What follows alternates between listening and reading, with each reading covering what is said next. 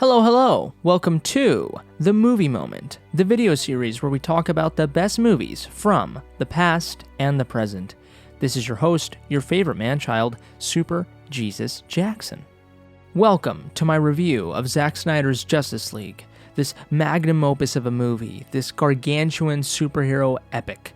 Note, this is going to be a spoiler-free review simply because I think the important things that need to be said don't require any spoilery information. Before we do begin though, please make sure to hit that notification bell so you can get notified whenever I upload, and subscribe to my channel if you enjoy this content. Let's begin. Alright, so first things first. Is it better than Justice League 2017, or Justice League as some people call it? Yes. With that alone, you guys need to go watch this movie. So that's it. That's my review. Cut the video. I'm just kidding. No, but yes, this movie is much, much better. And dare I say it, it is the greatest superhero team-up movie of all time.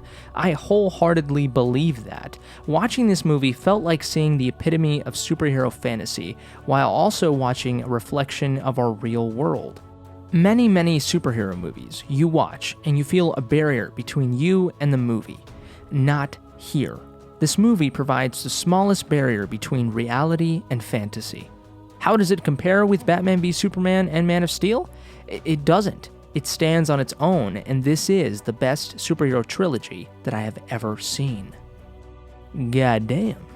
The 4:3 aspect ratio of this movie is weird at first, but I'm telling you, you get used to it. And boy, I almost want to see every movie like this. I know it seems like I'm just writing the Snyder right now, but I'm serious. It gives every scene grandeur and heft. Since most scenes are about the verticality of the image rather than the horizontal nature, this ratio makes sense. If you're shooting a nature video, obviously horizontal it is, but when you're dealing with tall, godlike beings, verticality makes much more sense. When it comes to the story, compared to Joss Whedon's version, there is much more lore in this movie, much more explanation when it comes to the antagonist plot of the movie, the mother boxes, Darkseid, Steppenwolf, etc., and it's fantastic. The Justice League members, Cyborg, Flash, Aquaman, all get more fleshed out stories and motivations. But here's the thing. Overall, Zack Snyder knows how to tell a story through image, camera work, and the actors' expressions. He leans more on image than dialogue, which is why some people don't like Snyder stories, because they prefer more context, explanation, but when you have less dialogue, that means that every line you have has to be a home run. And it's always been the case with Snyder movies. Man of Steel, BVS, the dialogue from those movies are absolutely genius. The dialogue is mostly all metaphorical. Same thing here in Zack Snyder's Justice League. How do you know your team's strong enough? If you can't bring down the charging bull, then don't wave the red cape at it. Joss Whedon's Justice League had plot lines and dialogue not present in Snyder's version, and a lot of that was to explain some stuff that Zack Snyder's version didn't really explain all that much, but that's because Snyder didn't mean to tell the missing story through dialogue. He always meant to tell it through image and actions of the characters. That's the difference. A big shout out to the writers of this movie, Chris Terrio, Zack Snyder himself, and Will Beall. We have to remind ourselves that it's not always all Zack Snyder.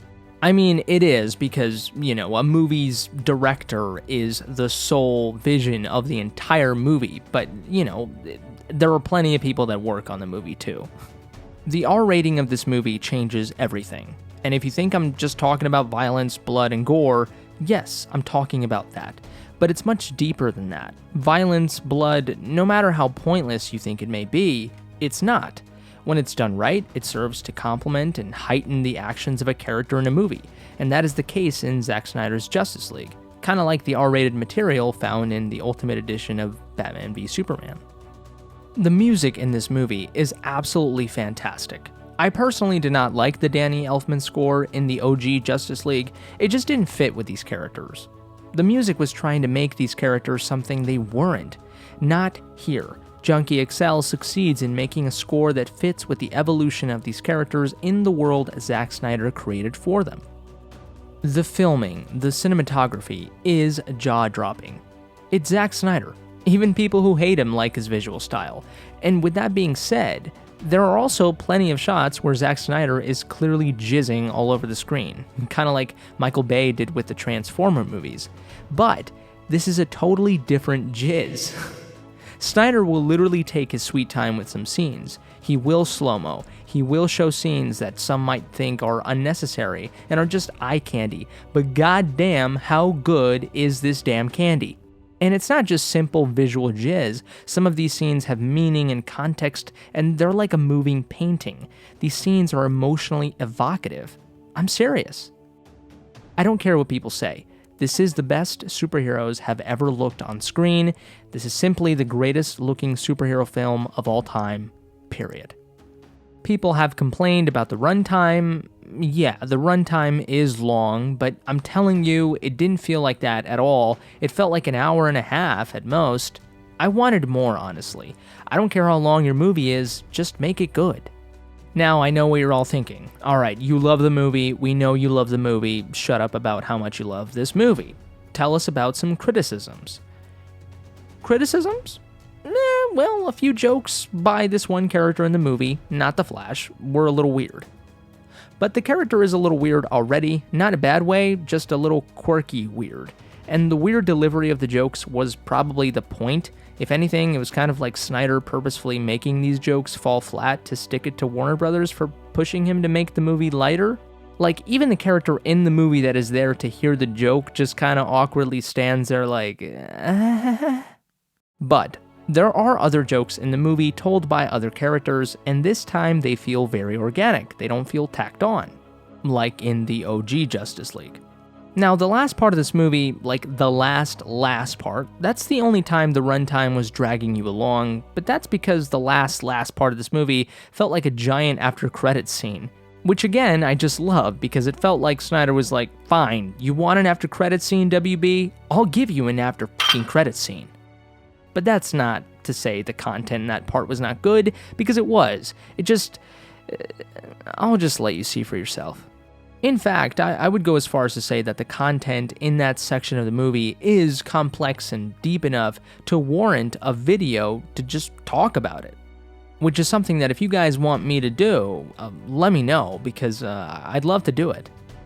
Overall, this is the movie that I had hoped for, and more.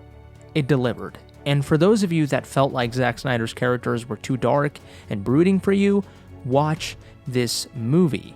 Because this is the evolution of these characters.